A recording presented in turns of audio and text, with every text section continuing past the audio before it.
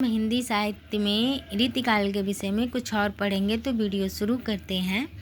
ठाकुर की भाषा ब्रज भाषा है। राजा हिम्मत बहादुर गोसाई द्वारा अपमान किए जाने पर ठाकुर ने दरबार में ही तलवार निकाल कर लिया और बोले, सेवक सिपाही हम उन राजपूतन के दान युद्ध जुर्बे में नेक जिन मुर्के चो जिन के चो जी महा मौजिन के महाराज हम कविराज हैं पर चाकर चतुर के। इनमें कृत्रिमता का लेस नहीं है, न तो कहीं व्यर्थ का शब्दामंडन है, न कल्पना की झूठी उड़ान और न अनुभूति के विरुद्ध भावों का उत्कर्ष। ये कथन आचार्य रामचंद्र शुक्ल का है। ठाकुर जी की प्रमुख पंक्तियाँ हैं। सीख लीनो मीन मिग खंजन कमल नैन, सीख लीनो जस और प्रताप को कहानी है, ढेल सो बनाए आए मेलत सभा के बीच, लोग कवित की वो खेल करी जानो है। द्विजदेव 1820 ईस्वी से 1861 ईस्वी। द्विजदेव की सबसे बड़ी विशेषता यह है कि इनकी गणना रीतिबद्ध कवियों में की जाती है, परंतु स्वच्छंद प्रवृत्ति का प्रभाव उनके काव्य के ऊपर अधिक पड़ा है। इनका संग्रह ग्रंथ सिंघाल लतिका है। यह बसंत पर लिखा गया 33 पदों का संग्रह है। रीतियों का वर्णन करना द्विजदेव की विशेषता है।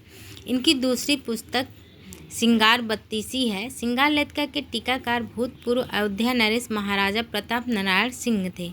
द्विजदेव अयोध्या के महाराज थे और इनका असली नाम महाराजा मानसिंह था। ऋतु वर्णनों में इनके द्विजदेव हृदय का उल्लास उमड़ पड़ता है। ये कथन आचार्य शुक्ल का है। रीतिकाल के अन्य कवि यारी साहब का पूरा नाम यार मोहब्बत था। इनका रचना काल 1700 ईस्वी के मध्य लगभग ठहरता है। ये बावरी संप्रदाय के प्रसिद्ध संत थे। इनके शिष्य मुस्लिम और हिंदू दोनों थे। ये जीवात्मा को स्त्री एवं परमात्मा को प्रीतम रूप में स्वीकार करते हैं। दरिया साहब जाति के मुसलमान थे। इनका जन्म 1664 ईस्वी और मृत्यु 1780 ईस्वी में हुआ था। दरिया साहब पर कबीर पंथ, सूफी मत और सतनामी संप्रदाय का बहुत बड़ा प्रभाव था। इनकी दो पुस्तकें हैं, ज्ञान दीपक और दरिया सागर।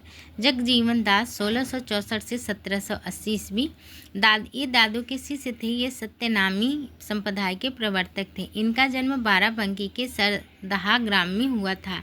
इनकी प्रमुख रचनाएं हैं प्रेम पंथ, अंत विनाश, प्रथम ग्रंथ, ज्ञान प्रकाश, शब्द सागर, आगम पद्धति, महाप्रलय। पलटू साहब जाति के वैश्य थे। इनका जन्म फैजाबाद जिले के नागपुर जलालपुर ग्राम में हुआ था। ये जगजीवन के शिष्य थे। संत चरणदास 1703 ईस्वी से 1782 ईस्वी अलवर के पास मेवात क्षेत्र के निवासी थे। ये चरणदासी संप्रदाय के संस्थापक थे। इनकी मृत्यु दिल्ली में हुई थी। संत चरणदास की रचनाएं हैं धर्म जहाज, पंचोपनिषद, ब्रजचरित्र, अष्टांग योग आदि। शिव नारायण 1791 ईस्वी। इनका जन्म बलिया जिले के चंदवार नामक स्थान पर हुआ था। इन्होंने शिव नारायणी संप्रदाय का प्रवर्तन किया। इनकी सर्वाधिक प्रमुख रचना गुरु अन्यास है। तुलसी साहब 1760 से 1884 ईस्वी दक्षिणात्य ब्राह्मण थे और पुणे के युवराज थे। इनका मूल नाम श्यामरव था। ये अपने आप को तुलसीदास का अवतार मानते थे। तुलसी साहब ने हाथरस अलीगढ़ में साहब पंथ का प्रवर्तन किया।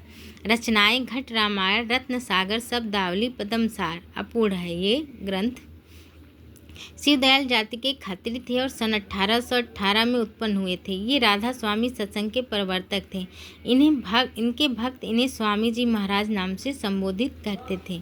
गाइस, आज के लिए बस इतना ही। वीडियो अच्छी लगी हो तो मेरे चैनल को सब्सक्राइब करें, लाइक करें, शेयर करें। धन्यवाद।